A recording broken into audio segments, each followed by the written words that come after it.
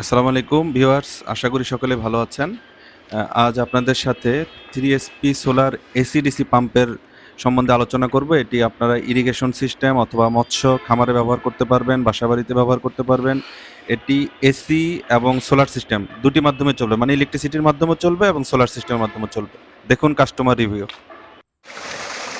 Diesel চালুটা বহুত হয়েছে তাই রে ভাই পানি দিয়ে ঠিকই আছেন তো কথা বলেন। আমাদের অঞ্চলে প্রথম সোলার এবং কারেন্ট মিক্স সাবমার্সিবল 3 ইঞ্চি সোলার পাম্প ফ্রি হট পানি খুলে দেখেন।